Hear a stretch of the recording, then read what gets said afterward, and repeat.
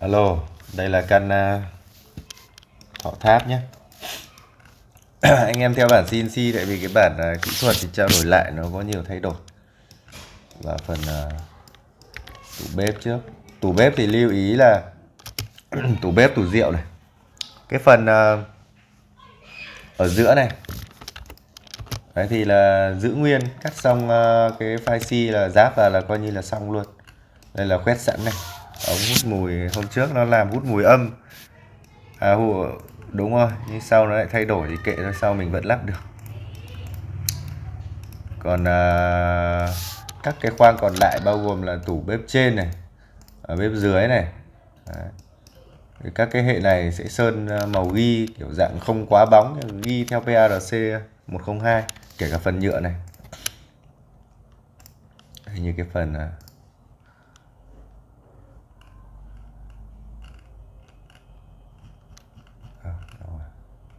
đây, phối màu theo cái này. Đấy nhá, ghi này, trắng này giữ nguyên này, cánh acrylic đặt rồi không nói. Rồi đi từng mục. Cái phần ngoài này thì sẽ dán riêng, xong rồi bắn vít từ hai bên hồi trong này ra. Đây là hai hồi ngoài riêng này, dán 36 này. Bên hồi này cũng vậy, bắn vít từ hai hông hồi này sang. Đấy thì tách cục ra, cục trên và dưới. Cục dưới này đang chia là nhựa này, hậu nhựa các thứ này. Đây là quay ngang để bắt máy rửa bát nhá. Đây ngăn kéo. Hai bên dưới là lắp thiết bị, rồi bên trên là lắp khay thìa dĩa, ráp vào bình thường thôi. Đây là bắn điểm vít ở dưới hết rồi này. Đầu vít chia đúng theo kích thước. Các khoang thì chỉ lưu ý để chia chuẩn, để còn bắt cánh acrylic nhé. Cái này thì em gửi bản kích thước, tại vì cái này bắn vít nhiều, không bắn cam nên là định vị có thể nó lại, nó có thể không chuẩn. Bên trên này thì đây, chia tách cục đây, cam chốt hết rồi. Ký hiệu của cái khu bếp này thì sẽ là tủ bếp chung này. Tủ bếp thì mình sẽ chia ra là tủ bếp trên và tủ bếp dưới. Đấy, ví dụ như là nó ở vế chậu hoặc vế bếp, ví dụ bên này là vế bếp này, dưới này là khoang bên này, còn lại là vế bếp trên ở trên này. Đấy, vế chậu ở trên này, quên, bên này là vế bếp trên này, ở dưới là vế bếp dưới này. Bên này là tủ bếp, là khu vực tủ lạnh này, ký hiệu như vậy. Đấy, còn bên này là tủ bếp, là khu vực tủ kho. Bên này thì là tủ bếp và tủ rượu. Đấy, tách ra như vậy để dễ tìm. Đây có tách cục ở trên. Phần bên này thì đơn giản quá rồi, không trao đổi thêm, nó chỉ là tách cục thôi. Cái này cũng là tách cục đây rồi. Đấy, thì ráp vào thôi. Cả tủ lạnh này thì bắt cam chốt sang. Trên dưới là bắt cái phần giáp cục thì là bắt dấu, để khi sập vào nhau thì là cam nó ở trong này, không nhìn thấy. Tủ rượu thì tách cục ở bên dưới này. Bắn vít lên đánh dấu, có đánh dấu lỗ điểm bắn vít này này, khi chạy máy nó sẽ ra. Nhưng mà mình chia theo cái đợt này thì chuẩn hơn. Đợt này thì có chốt sập đây, rạch led hết. Đấy, bên này thì đánh dấu là bắn vít, tại vì hai bên nó đều có điểm che.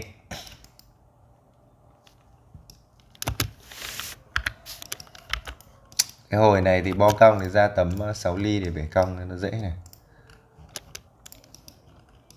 Cơ bản cái tủ bếp này chỉ có vậy thôi. Đằng sau này thì bên này thì trừ một phân giáp tường thôi. Đấy, hậu trừ phân cho nó trừ dây điện các thứ. Còn bên này thì ở dưới thì là trừ một phân. Nhớ là cái hông hồi của cái máy rửa bát thì phải đủ. Hai bên này thì giật vào. Bên trên này thì đang trừ 2 phân để che mang cá.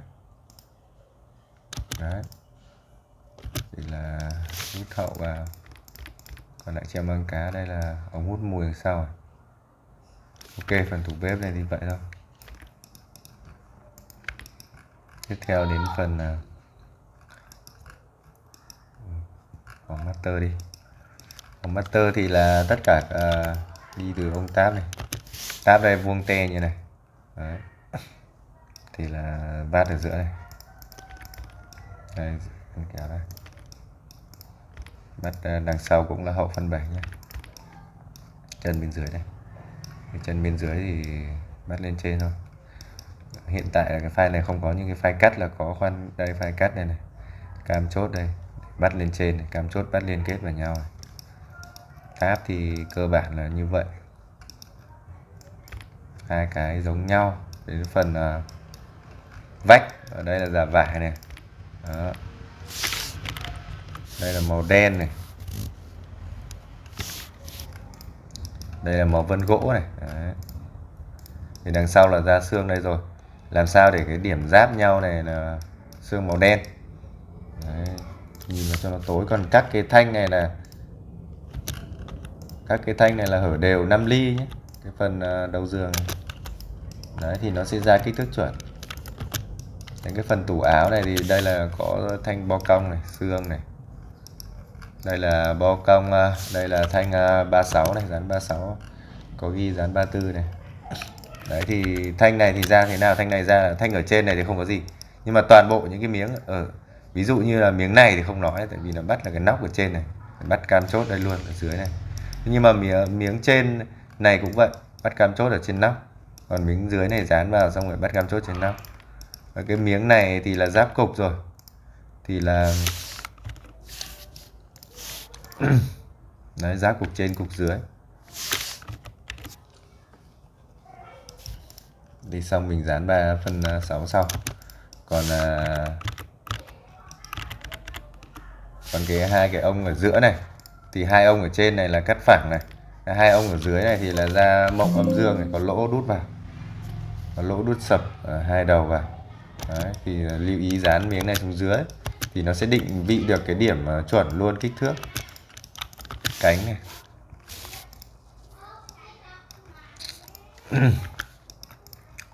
Cánh này thì họ sẽ lắp thêm nêm nhấn rồi.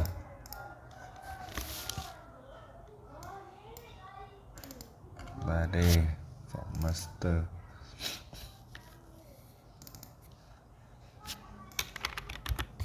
Đấy. Đây là có rạch tay này, soi tay. Cái bản này không soi tay thì cái này mình phải soi tay thêm rồi. Soi tay theo bản bộ nhé.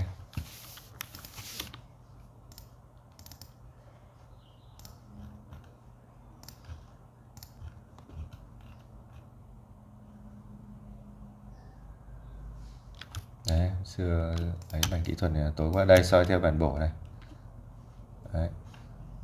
Thì 3D của nó có đây.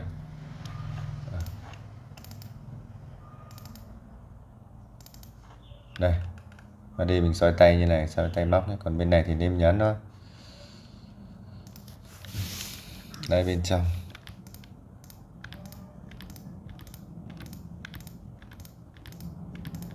Đây là phần giáp cục, ký hiệu cái này là giáp cục này. Đèn led ở bên dưới này. Giáp cục này thì bắt cam chốt này xúc sập vào nhau. Đây là ngăn kéo này, cánh mở đúng không? Vát ở giữa. Đấy, chưa rồi. Cánh này thì làm cánh chết thôi, bắt chết nó vào đây thôi, không mở. Ok, đến phần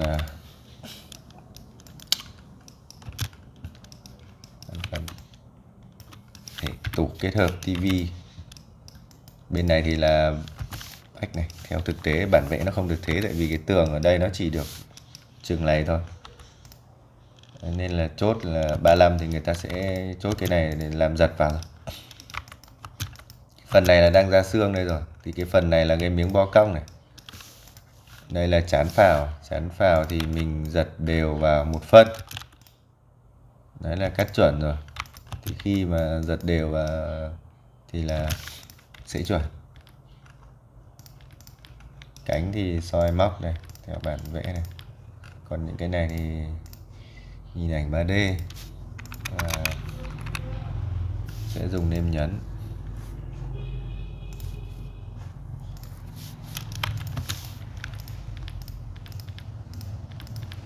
Liên kết giữa các cục này thì sẽ như thế nào?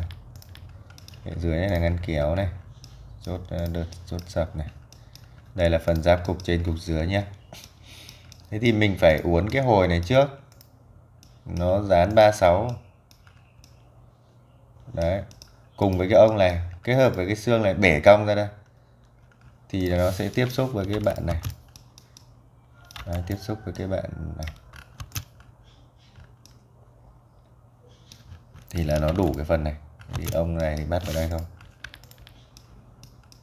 chỗ cong này không rạch được ngăn kéo thì đây bắt vít ở dưới lên các thứ, đánh dấu lỗ vít này để treo vào thôi.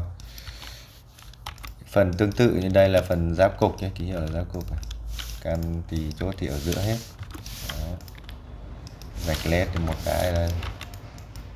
Bên này bo cong thì tương tự như thế thì mình sẽ làm riêng để dễ làm. Ví dụ như là cái hệ này là hệ riêng này, tách cục ở dưới này. Đấy. Phần này rồi này được có khẩu âm dương không? Đấy, âm dương này. Thì cái phần này thì là riêng rồi, riêng cái hệ bên này. Thì cái hệ tiếp theo này thì mình cũng uốn cong riêng. Đấy, ra file uốn cong riêng thì nó sẽ ăn đến đây, ăn đến điểm này thì nó giáp vào đây là phẳng với cái phần này là đẹp, nó cao lên thân này, tổng 2 phân. Thế còn bên này thì là ra cục riêng. Đấy, bên này cũng vậy. Thế để giáp cái phần cục giữa này riêng, cục giữa này, cục trên này là giáp riêng này. Xong rồi đến cục dưới cũng vậy, giáp riêng. Thế còn cái phần ở giữa này thì thế nào?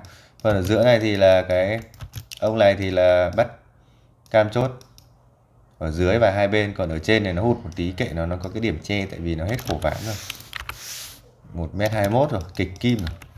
Thế thì mình làm thì sau nó có cái đây, cái thanh này mình đã ra rồi, chém chéo sẵn rồi. Để chi tiết cái phần này thì đấy, cái phần này là nó có hệ xương ở trong. Đấy, xương ở trong thì bỏ tấm này đi nhé, tấm này sau cùng. Đây, xương nó như này, các cái hệ này bắt cam chốt vào nhau trên dưới này, sau đó là xương bắn trên dưới này, xung quanh. Thì ông này, ông mặt này thì cũng được liên kết bằng cam ra, cam đây, cam đây. Đấy, thì nó sẽ định vị chuẩn luôn 4 cái anh mặt này. Đấy, chỉ có vậy thôi thì nó đặt lên trên của ông này là xong. Bây giờ đến phòng nhỏ thì có 2 phòng, người ta sẽ làm giống hệt nhau, chỉ thay đổi kích thước theo thực tế thì đã đánh dấu là phòng nhỏ tầng 2 và phòng nhỏ tầng 3. Thế mình trao đổi một tầng thôi. Cái phần tủ áo này thì dựng thì cơ bản rồi, cánh tủ áo, cánh kính, người ta sẽ cánh kính mở. Đây là phần giáp cục này, cơ bản giáp cục thì vẫn thế. Những cái điểm mà không có cam chốt thì nhìn theo mặt bằng là mình có thể hiểu được là đánh dấu bắn lỗ vít này là có thể lộ này, bên này vào tường này. Đấy, cạp 36 này, cạp đây. Bên này thì giáp cục rồi, không cần cạp, đây giáp cục. Ngăn kéo ở đây thì mở vát ở giữa.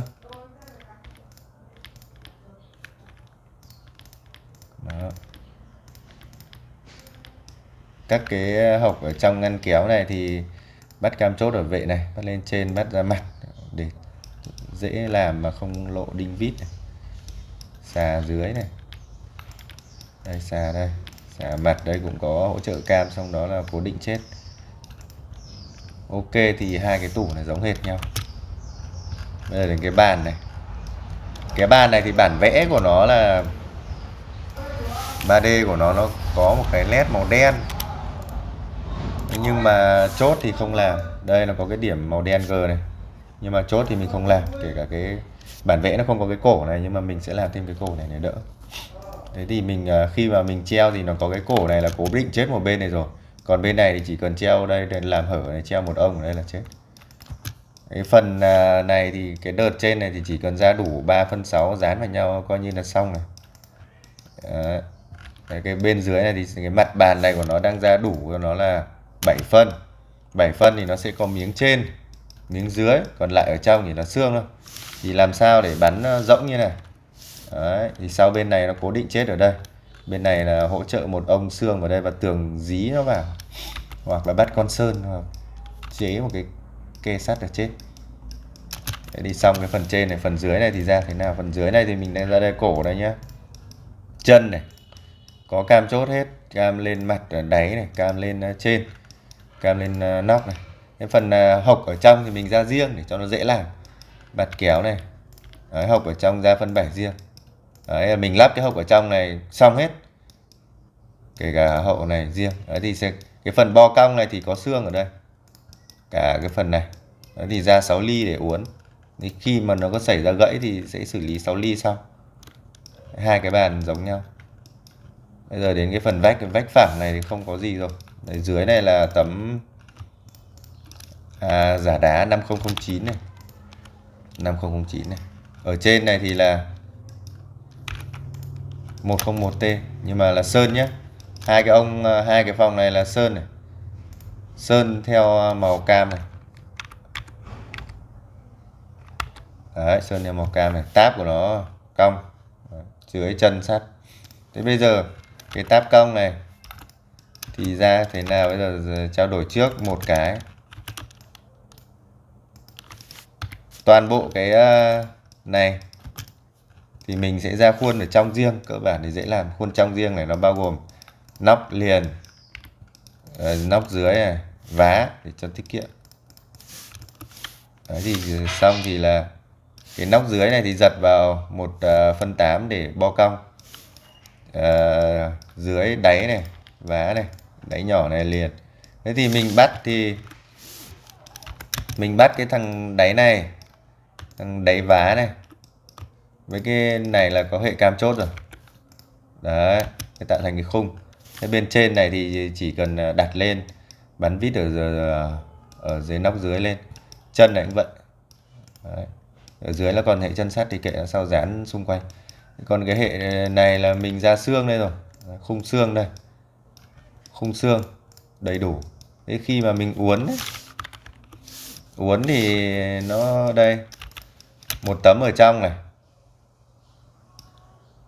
một tấm ở trong là ngửa ra nhé. Đây đang vẽ cái ngửa cái ở phần đẹp vào trong, phần bó cong vào phần giữa này. Thì thêm một tấm vân gỗ này, tại vì nó đang nhiều thì mình tính để cho nó tiết kiệm ván. Để ăn vào giữa này, xong ông này bo cong ở ngoài cùng 3 miếng. Đấy thì nó sẽ bo cong xung quanh, còn cái phần này dư thì phải chém chéo đi, chém mài đi theo cái xương này cho nó tròn này, để cho nó vào đều thân 1/8. Cái này cũng thế. Đấy là cơ bản là xong cái cục giữa này, dưới này lắp chân sắt. Đấy, còn phần này thì khung này thì là bắn cam chốt bình thường rồi, đút sập rồi. Đây, cái mặt này thì sao? Mặt này đang ra là uốn cong theo bản vẽ. Thì cái phần này là đang ra dư này, thì chém cái này đi để cho nó chéo theo cái này, thì là có bắt cam chốt nhé. Đấy, bắt cam chốt hệ này. Thế khi mà chuẩn rồi thì cái ông dưới này đang rạch 1,5 phân, còn lại dư trên này khoảng 2 ly. Đây đang rạch này, cả dưới cả trên. Thì khi mà uốn cái bạn này vào đang ra chuẩn thì phải mài cái này đi một tí, mài cái mép của cái tấm 6 ly này đi một tí, để cho nó điểm giáp lai giữa ông này và ông này nó đẹp cả dưới này nữa, thì nó tạo thành cái mặt của cái táp bắt vào cái khung này thôi. Toàn bộ 4 cái táp này là thế. Đấy, cơ bản hai phòng nhỏ là vậy. Hai phòng nhỏ sẽ cái phần 101 này sẽ mang xuống để sơn này. Toàn bộ cái hệ này là hở đều 5 ly này. Xương là sau ra dư đủ đây rồi. Đấy thì cái phần này là có đèn led hắt lên trên. Lưu ý cái phần này. Đấy. LED hắt lên trên. Ok. Cả hai phòng tương tự như nhau. Tủ áo đây, led đây. Bây giờ đến phòng khách. Phòng khách này có hệ vách. Hôm xưa ra theo kiểu 3 tàu bị anh em chửi. Bây giờ cứ làm bình thường thôi, 5 phân, rạch đôi. Dán xong rạch đôi sập vào đây thôi. Dán phần này ra dư đây. Tách này thì cơ bản là điểm trên và dưới đã tách và hở 5 ly. Cơ bản ông này cũng vậy, nó đằng sau nó sẽ có hệ xương để che đi. Ông này là 5009 là đá này, ông này là vân gỗ 333SC này. Đấy. Cái nan này cũng hở 5 ly, hở ngang hở dọc 5 ly. Đấy thì cái điểm này sẽ dim cho cái này để theo kích thước thực tế chia lại cho chuẩn này. Đến phần bên này, hệ tivi kết hợp vách.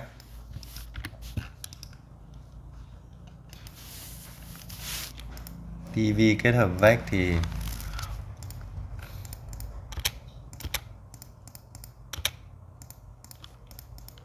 đây, giả đá là 5009 này, màu cam này là 101, đang cắt ra thì phải mang xuống sơn. Còn đây là màu vân gỗ 333SC này. Đó, hiện tại 3D nó đang ghép phẳng nhưng mà mình chốt là sẽ ghép hở đều 5 ly cho nó giống nhau. Đây, các miếng sẽ ghép hở đều 5 ly, còn phần này sẽ ghép sát. Phần này sẽ ghép sát nhưng giao điểm giữa các tấm sẽ hở 5 ly.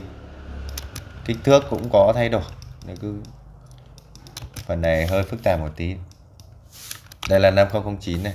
Giả đá màu đen này là đang giả đá nhé, màu trắng này sẽ là màu cam sơn này. Còn lại màu giả đá này giữ nguyên. Lưu ý ở phần này là cái hậu này đang ra là 1/8, tại vì nó không có hậu 6 ly thì người ta quyết định lấy 1/8. Còn cái độ sâu kệ người ta. Đây thì có bắn cam chốt hậu đằng sau. Đấy, ra phẳng bằng bắn cam chốt. Còn cái phần này không cần hậu, treo trực tiếp. Đây là xương, ra xương đây. Xương 333SC này coi như là ok. Thế thì đến cái phần này, ở dưới này thì là ngăn kéo treo, giáp cục chia giữa đây thì không có gì nói rồi. Phần này ngăn kéo, người ta vẽ cánh lật cánh mở có thay đổi, nhưng cứ theo cái bản C này thì chỗ này sẽ làm cánh lật này, chứ cánh mở làm sao được bé tí này. Đây cánh mở này, cánh mở đấy, chia như này. Đây cánh mở hết. Các điểm này chia thì có chốt sập hết rồi, được, có chốt sập của nó. Thế thì trao đổi ở đây cái các cục là tách ra này, cục này tách 1 này, cục này tách 2 này, cục này tách này, cục này tách ra này, cục này tách riêng này. Đấy, cục này là phải liên kết với cục trắng này thì mang cái ông màu trắng này xuống sơn trước, sau đó là gắn với ông này sau, tại vì ông này ăn luôn ông này giả đá này. Phần này sơn này, màu trắng này sơn này, đằng sau bắt cam cho bắt vít vào là nhau này. Đấy, muốn ra dư để bắn trực tiếp đằng sau nhưng mà nó hết quá khổ rồi. Đây là xử lý là treo ở giữa này, ở dưới này thì không nói treo chuẩn rồi, như ở trên này treo ngoặc mang cá này, trừ 2 phân này. Ở trên này cũng vậy, ngoặc mang cá hết thì bắn liên kết những ông này vào nhau. Còn mấy ông này thì bắn chết giáp cục là nó chết. Tất cả toàn bộ hệ vách và hệ tủ phải bắn thêm chân, đóng thêm chân nhựa 5 ly nhé, đang trừ 1 phân thì hở 5 ly là đi keo. Cơ bản các phần sơn là 1 này, tivi master này, hộc trắng này, và là sơn màu cam này, ông này sơn màu ghi tủ bếp nhé. Trao đổi rồi. Ông này màu cam một tí ở phần tivi phòng master này, đây tivi phòng khách này. 2 ông vách này màu cam này. Hết. Kiểm tra thêm xong.